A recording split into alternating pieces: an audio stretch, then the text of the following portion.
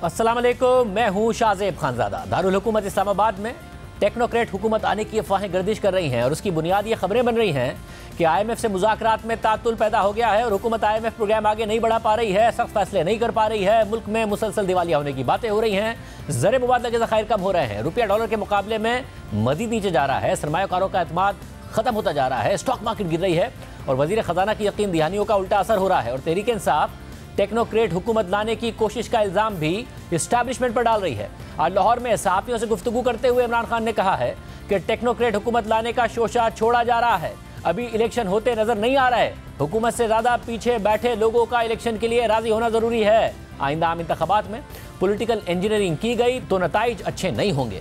फवाद चौधरी ने भी कहा है कि एस्टैब्लिशमेंट की गलती यह है कि अब आप कह रहे हैं कि इस हुकूमत को घर भेजकर 2.5 साल के लिए टेक्नोक्रेट हुकूमत बना दें, गैर मुंतखब लोगों को अवाम के फैसलों के सामने सर झुकाना होगा। जोकर्स का एक टोला हमारे सर पे मुसल्लत किया गया रजीम चेंज ऑपरेशन के नतीजे में और एस्टैब्लिशमेंट को अपनी गलती माननी चाहिए। दूसरी बड़ी गलती ये है कि अब सोचने में, और ये बात जो सीरियसली आ रही है कि आप कह रहे हैं कि इस हुकूमत को घर भेज के हम 2.5 साल के लिए टेक्नोक्रेट गवर्नमेंट बना दें। देखें, ये पाकिस्तान के साथ ये तजुर्बे और मजाक बंद होना चाहिए। ये कहना कि अब शहबाज शरीफ और इनकी हुकूमत नहीं चल रही तो हम अमेरिका से या कहीं से कोई टेक्नोक्रेट इंपोर्ट करके यहाँ पे लगा दें, ये अनइलेक्टेड लोगों को सोचना होगा कि पाकिस्तान के अवाम के जो फैसले हैं उनके सामने आपको सर तस्लीम खम करना होगा। अब दिलचस्प बात यह है कि आज इमरान खान कह रहे हैं कि अभी इलेक्शन होते नजर नहीं आ रहे हैं, लेकिन 4 दिन पहले 24 तारीख को उन्होंने कहा था कि इलेक्शन मार्च अप्रैल में हो जाएंगे। मुल्क के जो मुआशी हालात हैं उससे एस्टैब्लिशमेंट और दीगर इदारों को समझ आ जाएगी कि मुल्क की ज़रूरत इलेक्शन है। और गुज़िश्ता रोज़ एक इंटरव्यू में इमरान खान ने पंजाब में सियासी इंजीनियरिंग का इल्ज़ाम भी मौजूदा एस्टैब्लिशमेंट पर डाल दिया है और कहा है कि पीछे जो हैंडलर्स बैठे हैं वो इन चोरों को मुसल्लत करके पंजाब में भी इनकी हुकूमत लाना चाहते हैं। यहाँ भी एक तजाद है क्योंकि 2 दिन पहले फवाद चौधरी कह चुके हैं कि जब से जनरल आसिम मुनीर ने कमान संभाली है फ़र्क पड़ा है। पंजाब के अरकान असेंबली के हवाले से फवाद चौधरी ने कहा था कि कभी कभी लोग अपनी अहमियत बढ़ाने के लिए भी कह देते हैं कि हमें कॉल्स आई हैं। फ्रैंकली जब से जनरल आसम ने कमान संभाली है मैं ये समझता हूँ कि फ़र्क पड़ा है। अननोन कॉल्स अब नहीं आ रही हैं, मीडिया में इमरान खान को ब्लॉक नहीं किया जा रहा, जो हमारी बात है वो हो रही है, ये अच्छी चीज़ें हैं। जो नेगेटिव चीज़ है ये जो पंजाब में MPs ने आके कहा कि उन्हें जो है वो नीचे कॉल्स आई इमरान खान को, उन्होंने कहा। अब कई दफ़ा ये भी होता है फ्रैंकली कि लोग आके अपनी अहमियत बताने के लिए भी कह देते हैं। सो आई कांट से विद, हम इदारों के साथ बना के रखना चाहते हैं। और दूसरी तरफ army chief general Asim Munir की सदारत में 2 रोज़ तक जारी रहने वाली कोर कमांडर कॉन्फ्रेंस का एलामिया सामने आया है। ISPR के मुताबिक कोर कमांडर कॉन्फ्रेंस में फ़ौज के पेशा वाराना और तंजीमी उमूर का जामे जायज़ा लिया गया और अवाम की उमंगों के मुताबिक दहशतगर्दों के खिलाफ बिला तफरीक लड़ने और दहशतगर्दी की लानत को ख़त्म करने का अज़म दोहराया गया। फौज की तरफ से पैगाम आ रहा है कि दहशतगर्दी से लड़ना है। इमरान खान साहब कह रहे हैं कि एस्टैब्लिशमेंट की तरफ से एक टेक्नोक्रेट सेटअप लाने की बात हो रही है। हमारे साथ वफाकी वज़ीर दाखिला राना सनाउल्लाह साहब मौजूद हैं। हुकूमत का इस सब पर क्या मौक़िफ़ है? राना साहब बहुत शुक्रिया। राना साहब, टेक्नोक्रेट हुकूमत की बातें हो रही हैं, 2.5 साल की बातें हो रही हैं और इमरान खान साहब इसका इल्ज़ाम भी इस्टेब्लिशमेंट पर लगा रहे हैं कि वो ये टेक्नोक्रेट हुकूमत लेकर आ रहे हैं। क्या आपकी हुकूमत तैयार है कि आप जाएँ, टेक्नोक्रेट आएँ, इलेक्शन ना हो? देखें, हमारी हुकूमत और हम जो है वो आइन से ना आगे ना पीछे, आइन के मुताबिक जो है वो मामलात को, इस मुल्क को जो है वो चलना चाहिए और आइन में किसी किस्म की भी जो है वो मुदाखलत जो कि पहले होती रही है, वही वजह है कि आज मुल्क जो है वो ऐसे दहाने पे खड़ा है कि जिसमें मुश्किलात जो हैं वो सर उठाए खड़ी हैं और इसमें आइन से रूगर्दानी करके एक ऐसा प्रोजेक्ट जो है वो इमरान खान की शक्ल में लाया गया जिसने जो है वो 3.5 पौने 4 साल तबाही की इस मुल्क की और एक ऐसे इंसान को इस मुल्क की सियासत में दाखिल कर दिया जो कि एक फितना है और जिसके होते हुए ना रवादारी, ना जमहूरियत, ना सियासत, कोई चीज़ जो है वो आगे नहीं बढ़ सकती। उसका एक अपना ही बयानिया और अपना ही एजेंडा है। आप मुझे बताएं कि ये चंद दिन पहले तो कह रहे थे कि मैं समुंदर इंसानों का ला रहा हूँ इस्लामाबाद और डेट जो है वो मैं लेके वापस जाऊँगा इलेक्शन की। अभी ये 2 दिन पहले कह रहे थे कि जनाब जो है वो इलेक्शन जो है ये मार्च अप्रैल में हो रहा है। आज उनको कहीं से ख़बर आ गई है कि जो है वो केयर टेकर सेटअप आ रहा है और 2.5 साल के लिए आ रहा है। यानी ये लोग तो हर रोज़ जो है वो नई कहानी गढ़ते हैं और इस किस्म की अफवाहें और इस किस्म का बयानिया घड़ने का सिर्फ़ और सिर्फ इनका एक ही मकसद है कि सियासी तौर पे अदम इस्तेहकाम रहे। ऐसा मगर इस्लामाबाद में ज़ाहिर है कुछ मुलाकातें हुई हैं तो जिसकी बुनियाद पर तौर पे भी इस्तेहकाम हासिल नहीं हो सकेगा। मगर मुआशी इस्तेहकाम तो वैसे भी नहीं हासिल हो रहा ना। अब तो इस वक्त तो इमरान खान सड़कों पर नहीं है, मगर जो फैसले करने हैं वो आपसे नहीं हो रहे हैं, IMF का प्रोग्राम नहीं बहाल हो रहा है, तो इस्लामाबाद में मुलाकातें तो हो रही हैं। 7 माह से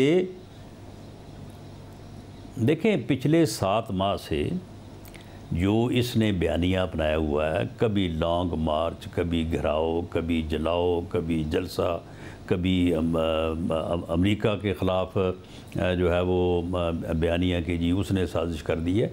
ये सारा कुछ जो कर रहा है ये किस मकसद के लिए कर रहा है? उसका मकसद सिर्फ ये है कि सियासी अदम इस्तेहकाम और मुआशी अदम इस्तेहकाम हो। ये बाकायदा पिछले 1 महीने से तो ये कैंपेन कर रहा है, मुहिम चला रहा है कि जी मुल्क जो है वो डिफ़ॉल्ट कर जाएगा। और ये इस किस्म की अफवाहें जो हैं, आप मुझे बताएं कि किसने बात की है इनसे? मगर क्या आप इनका इतना सोर्स जो है वो पावरफुल है तो बताएं ना कि ये इनके साथ जो है वो बात किसने की है।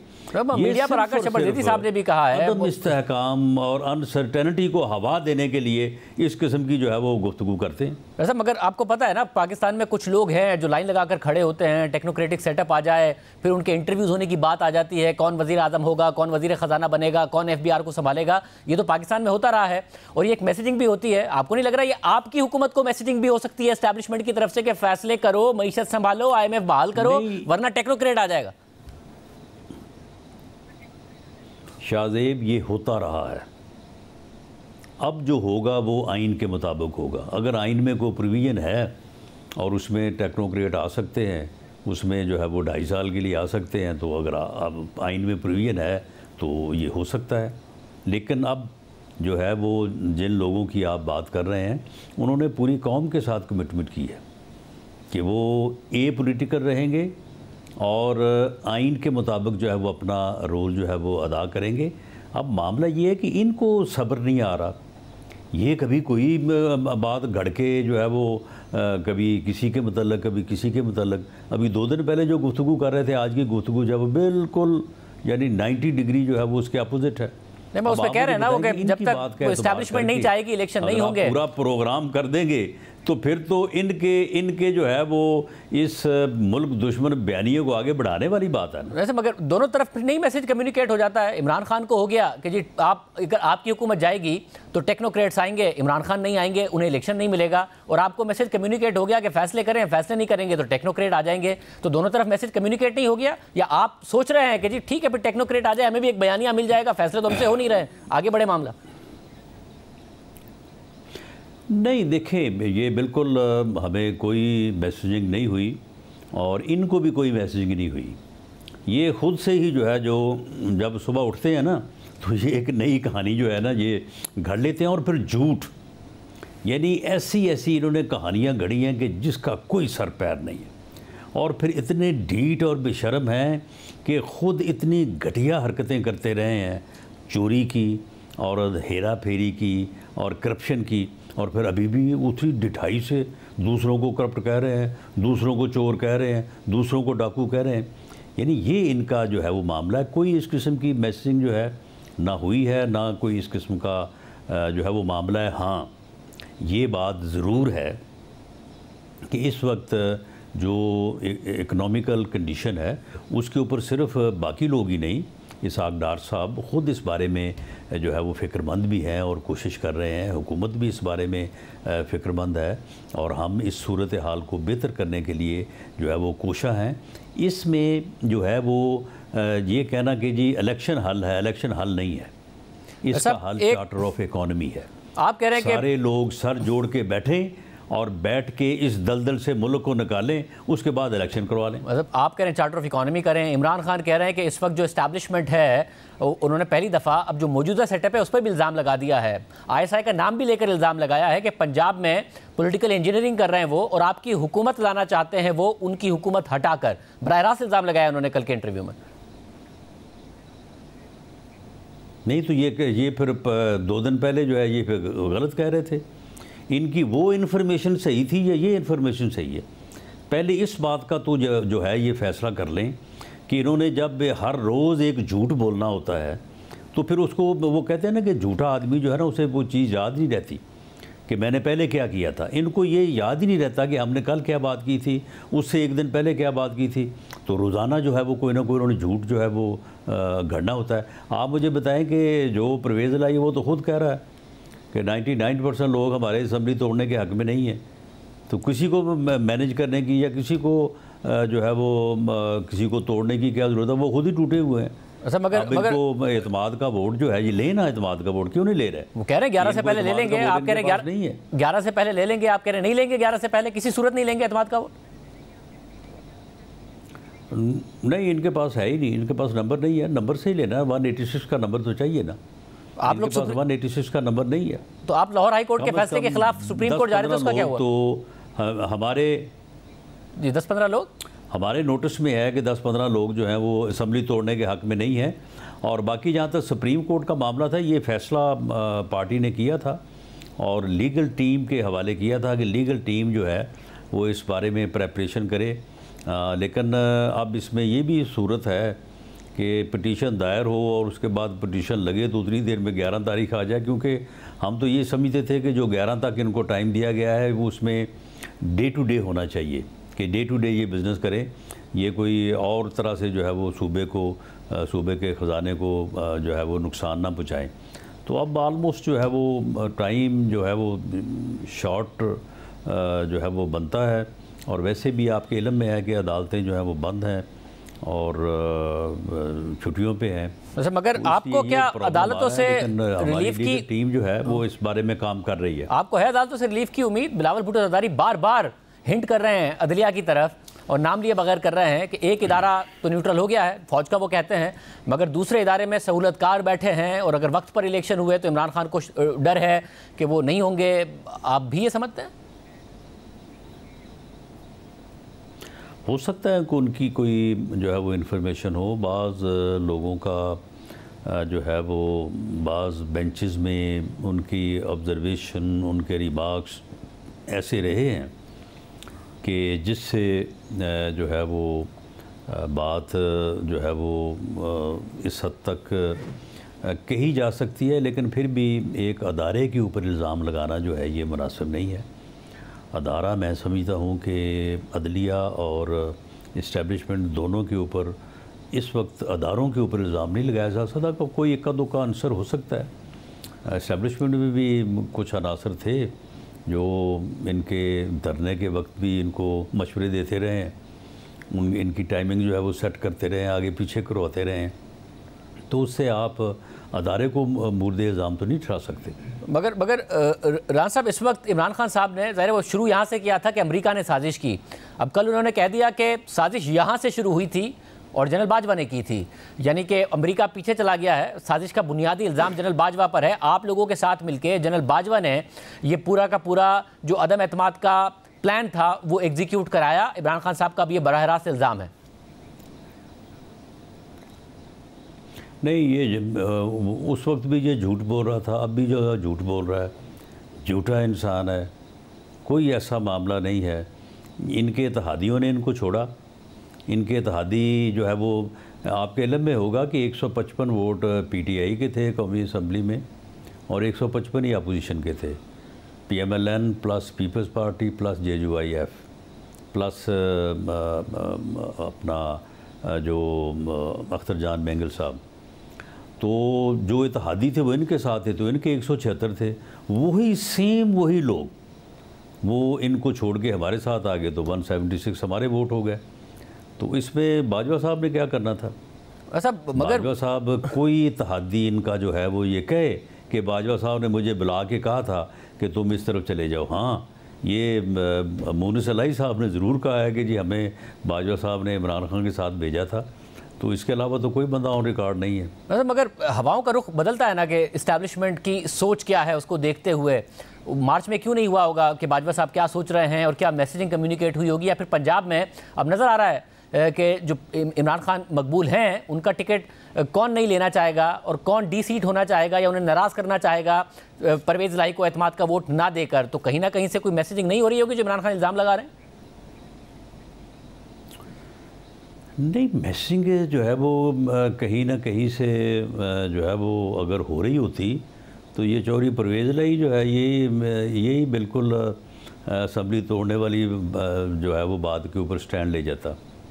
ये कोई मैसेजिंग नहीं है। अगर मैसेजिंग होती तो चौधरी परवेज़ इलाही तो मैसेज से बाहर है ही नहीं, वो तो जाते ही नहीं है मैसेज से बाहर।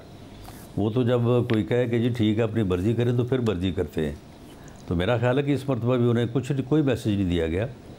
और बाकी जहाँ तक लोगों का तल्लक है तो कुछ लोग ऐसे हैं जो असम्बली तोड़ने के हक़ में नहीं है और वो ये कहते हैं कि हम इस मूव का हिस्सा नहीं बनेंगे, और वो हमें कह रहे हैं, कोई मैसेजिंग की बात ही नहीं है। और राना साहब, आखिर में आप क्योंकि वज़ीर दाखिला हैं, एजेंसियों की रिपोर्ट आपके पास भी आती है, सिविलियन एजेंसियों की कोई रिपोर्ट आपके इल्म में नहीं है जिसमें ये बात हो कि हाँ जी टेक्नोक्रेटिक सेटअप के हवाले से कोई मीटिंग हो रही है, कोई बातें हो रही हैं, कुछ इस किस्म की चीज़ें आगे बढ़ रही हैं, ऐसा कुछ नहीं है आपके पास? नहीं, बिल्कुल कोई ऐसी बात नहीं है। और उस तरफ से जो है वो कोई इस किस्म का कोई मैसेज या कोई इस किस्म की कोशिश या इस किस्म का राब्ता, बल्कि इस वक्त जो है वो कोई ऐसा राब्ता भी नहीं है इस हवाले से। बहुत शुक्रिया। राना सनाउल्लाह साहब हमारे साथ मौजूद थे। क्या सदाकत है इन बातों में, क्यों इस्लामाबाद में फिर ये अफवाहें गर्दिश कर रही हैं? हामिद मीर साहब हमारे साथ मौजूद होंगे, अंदर की बात उनसे पूछेंगे एक ब्रेक के बाद।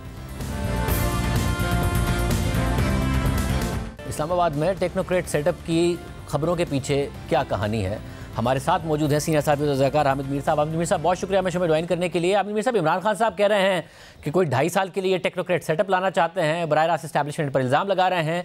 राना सनाउल्लाह साहब हमारे साथ मौजूद थे, वो कह रहे हैं ऐसी कोई खबर ही नहीं है, ये इमरान खान साहब हर 2 दिन बाद एक नया शोशा छोड़ देते हैं। क्या इतलात हैं इस हवाले से, कुछ वाकई हो रहा है ऐसा? शाहज़ेब भाई देखें, जो बतौर एक जर्नलिस्ट के मेरे पास इंफॉर्मेशन है मैं आपके साथ वो शेयर कर सकता हूँ। मेरे पास तो जो इन्फॉर्मेशन है वो ये है कि इमरान खान साहब अगर किसी टेक्नोक्रेट सेटअप की बात कर रहे हैं और उनके ख्याल में इस सेटअप के बारे में इस्टेब्लिशमेंट या फौज को सोच रही है, तो मेरे पास ऐसी कोई खबर नहीं है। उसकी वजह यह है कि ये जो 2 दिन तक कोर कमांडर्स कॉन्फ्रेंस जारी थी, इस कोर कमांडर्स कॉन्फ्रेंस में जो मामलात ज़ेरे बहस थे, कुछ के बारे में तो आपको ISPR ने बता दिया, कुछ मामलात के बारे में मेरा ख्याल है कुछ दिनों तक आपको पता चल जाएगा कि फौजी क़यादत जो है वो तो पाकिस्तान में ये जो सिक्योरिटी की सिचुएशन है और जो दहशतगर्दी ने दोबारा सर उठाया है, इसको कंट्रोल करने के लिए वो एक बहुत बड़े ऑपरेशन के बारे में सोच रहे हैं। तो अब आप खुद ही सोचें कि जब फौज जो है वो दोबारा एक बहुत बड़ा मैसिव मिलिट्री ऑपरेशन करने की मनसूबाबंदी कर रही है, तो वो अपने आप को किसी टेक्नोक्रेट सेटअप के नाम पर सियासत में कैसे उलझा सकती है। और वैसे भी ये जो फौजी की आदत है, ये बार बार ये कहती है कि जी हम अपने आप को सियासत से दूर रखना चाहते हैं। ये जनरल कमर जावेद बाजवा वाली पॉलिसी नहीं है इनकी कि वो खुद कहते कुछ थे और इदारे के बारे में कहते थे न्यूट्रल है, और खुद वो बिल्कुल भी न्यूट्रल नहीं थे और बराह रास्त पॉलिटिक्स में वो इंटरफेयर कर रहे थे। तो लेकिन ये जो मौजूदा फौजी क़यादत है, इसकी पॉलिसी जरा मुझे डिफरेंट नजर आती है।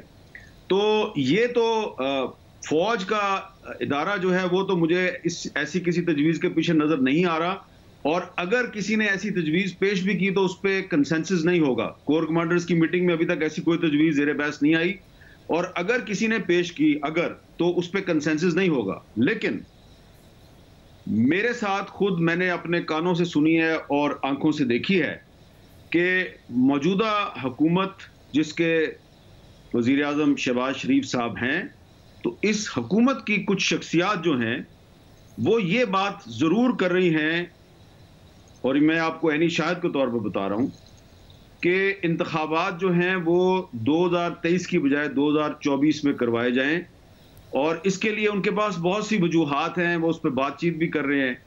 तो एक जगह पे जहाँ भी ये बात हो रही थी तो मैंने उनसे कहा कि भाई अगर आप ये काम करेंगे तो इस पर हम जैसे लोग तो आपकी बड़ी सख्त मुखालफत करेंगे।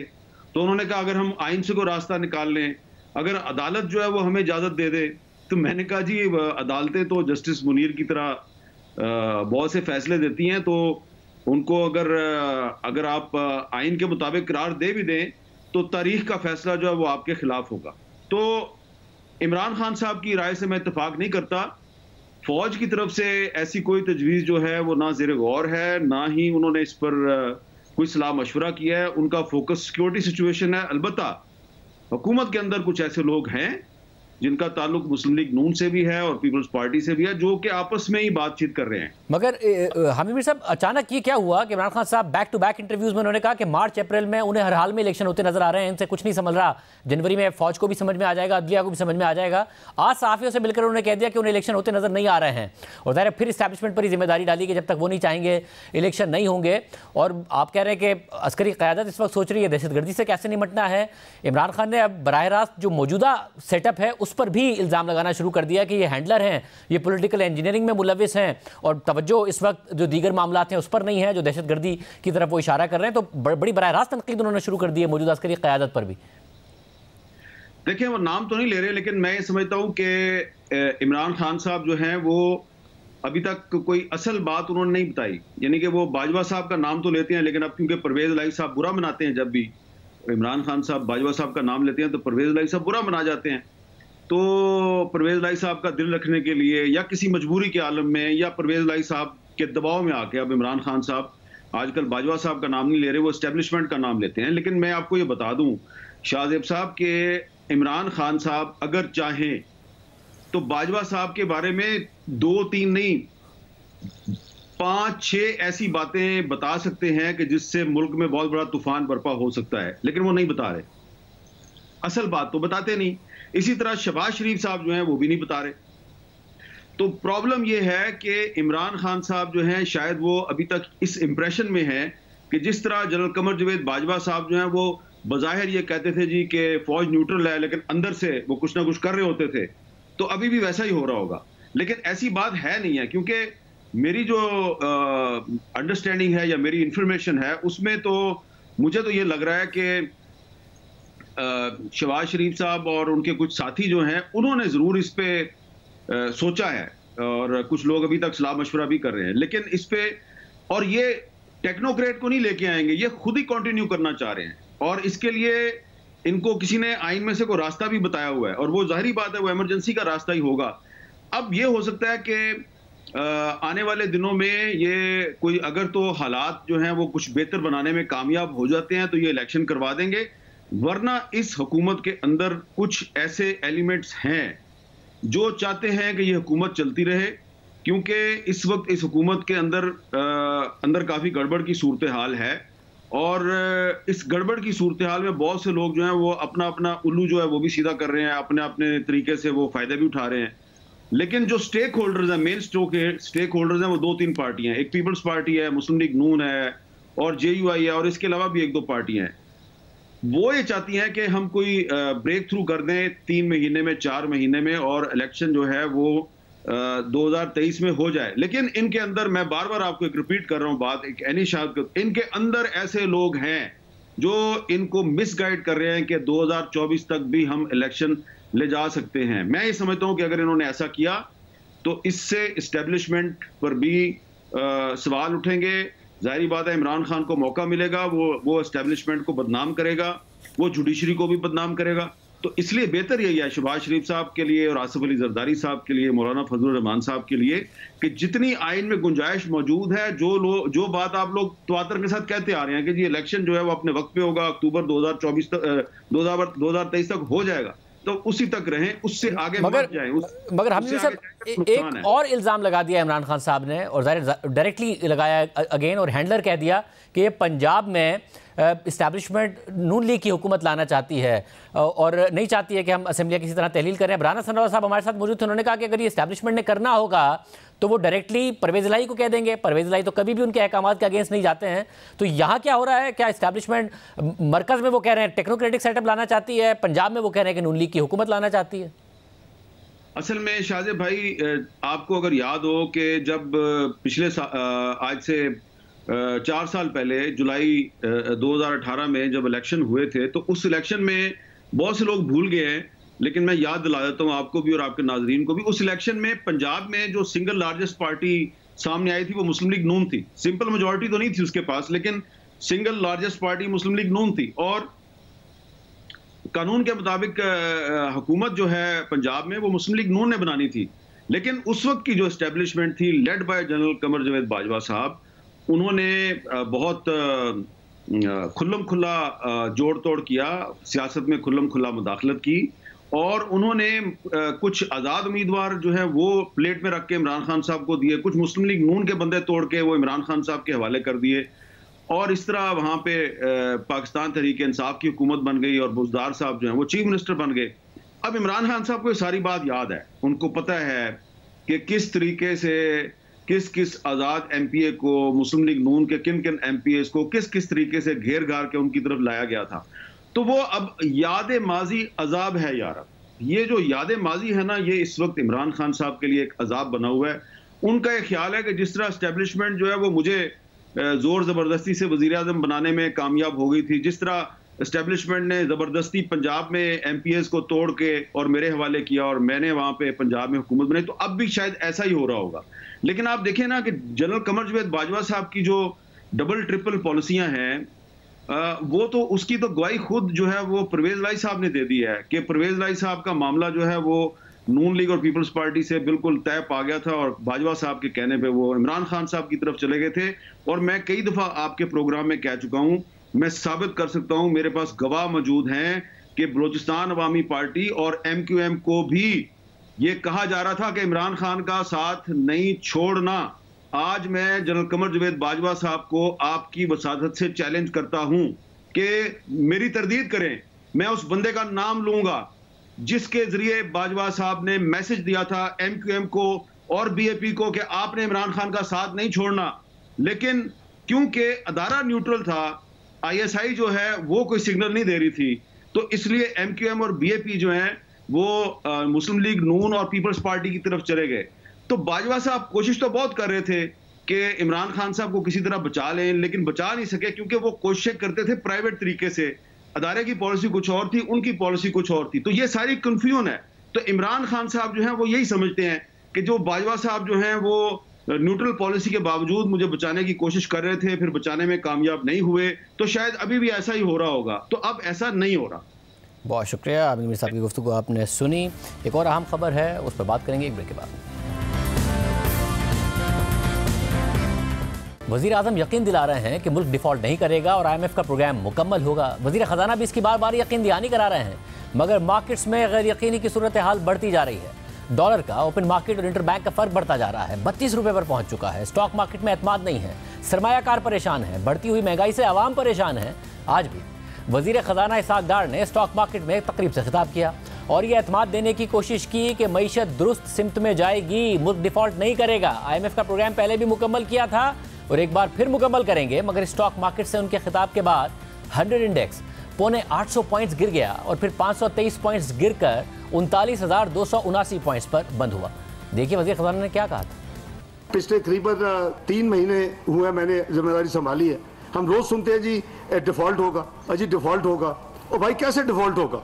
There is no chance that Pakistan will default. इंशाल्लाह Pakistan will survive, we are managing. हाँ, टाइट पोजीशन जरूर है, वो 24 बिलियन के रिजर्व नहीं है जो 2016 में हम लेके गए थे, बट दैट इज नॉट हुकूमत fault, that is not my fault. The fault is in the system and we must ensure कि पाकिस्तान को सब आगे लेके चलें। पाकिस्तान आगे जा सकता है और इंशाल्लाह पाकिस्तान आगे जाएगा।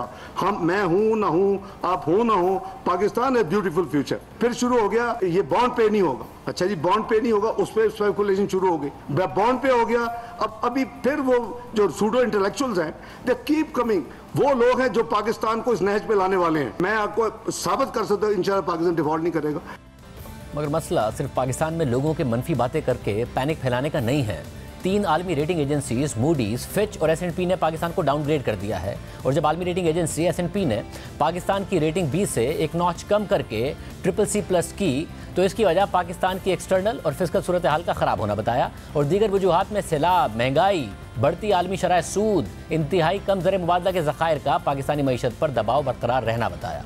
IMF किस्त बहाल नहीं कर रहा है। पाकिस्तान का क्रेडिट डिफ़ॉल्ट स्वाप इंतहाई बुलंद सतह पर है। दोस्त ममालिक पैसे देने को तैयार नहीं है। मुल्क के ज़र मुबादला के ज़खायर महज 6.1 अरब डॉलर की सतह पर हैं, यानी महज 5 हफ्ते की दरामदाद के पैसे हैं। अगर डॉलर और सोने के रेट में सट्टेबाजों को मौका मिल रहा है और ये दोनों मार्केट से गायब हैं या इंतहाई महंगी कीमतों पर दस्तयाब हैं, तो इसका मतलब है कि लोगों का रुपए पर एतमाद मुसलसल कम हो रहा है, मईशत पर एतमाद मुसलसल कम हो रहा है और ये सब मसाइल IMF के मुतालबात मानने और किस्त आने तक हल नहीं होंगे अगर सब पाकिस्तान में मस्बत बातें भी शुरू कर दें, तब भी मार्केट्स का एतमाद महज बातों से बहाल नहीं होगा, क्योंकि अदाद-ओ-शुमार एक ख़तरनाक कहानी बयान कर रहे हैं। मोहम्मद सुहेल साहब हमारे साथ मौजूद हैं। सुहेल साहब बहुत शुक्रिया। वैसे बड़ी अग्रेसिव तकरीर की वज़ीर ख़जाना ने, बड़ा एतमाद देने की कोशिश की और उसके बाद मार्केट कोई 850 पॉइंट्स गिर गई, 550 पॉइंट्स माइनस जाके बंद हुई, जुलाई 2020 के बाद लोवेस्ट लेवल पर आ गई है। क्या वजह है कि एतमाद नहीं आ रहा?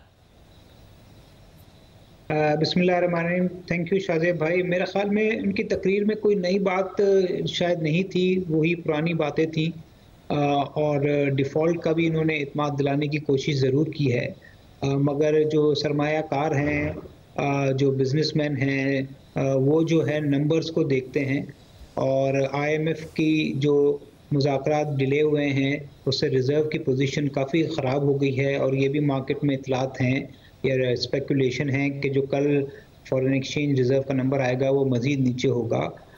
दूसरी जानिब उन्होंने बड़ी कोशिश की डेट टू GDP रेशो से भी जस्टिफाई करने की, मगर पाकिस्तान का मसला शायद डेट टू GDP रेशो नहीं है, पाकिस्तान की का मसला है डेट रीपेमेंट डॉलर की, चूँकि डॉलर की डेट रीपेमेंट को 20-25 बिलियन है सालाना और पाकिस्तान के पास रिज़र्व कम है। तो मेरे ख्याल में तकरीर का असर कुछ हुआ नहीं। इसकी रीज़न ये थी कि शायद तकरीर में कोई नई बात भी नहीं थी। दूसरा, जिस तरह IMF डिले हो रहा है और जो सेंट्रल बैंक कह रहा था कि 1.2 बिलियन का एक बैंक का कमर्शियल लोन था जो जल्दी दोबारा आ जाएगा, उस पर भी कोई डेवलपमेंट नहीं है और $3 बिलियन का जो सऊदी अरेबिया से जो डिपॉजिट आना था स्पेशल, उस पर भी डेवलपमेंट नहीं है। तो मेरे ख्याल में सरमायाकार नंबर्स देख रहे हैं, डेवलपमेंट देख रहे हैं एक्सटर्नल अकाउंट में, और जो तकारीर हैं शायद उससे इतने ज़्यादा वो कन्विंस नहीं हो रहे। यानी कि फिर ऐसी सूरत हाल में जब तक IMF की खबर नहीं आती तो मुश्किल टाइम रहेगा और IMF की खबर आ भी जाए, मामला IMF के साथ तय हो भी जाएं, तब भी आपको लगता है कि खतरात बरकरार रहेंगे या खतरात ख़त्म हो जाएंगे? कुछ ठहराव आएगा मगर ख़तरा तो ख़त्म नहीं होगा। जो फंडिंग गैप है वो बहुत बड़ा है, ना सिर्फ फंडिंग गैप बड़ा है, बाकी जो दुनिया के फाइनेंशियल मार्केट्स के हालात अच्छे नहीं हैं। पहले कमर्शियल लोन मिल जाता था, यूरो बॉन्ड से मिल जाते थे, तो 5 से 6 बिलियन डॉलर जो पाकिस्तान को मिल रहा था वो वाली फंडिंग लाइन बंद हो गई है। तो मेरा ख्याल है कि IMF अगर आ भी जाएगा तो एक टेम्प्रेरी पाकिस्तान को सपोर्ट ज़रूर मिल जाएगा, मगर इवेंचुअली मीडियम टर्म में पाकिस्तान को अपने डेट को रीस्ट्रक्चर करना पड़ेगा।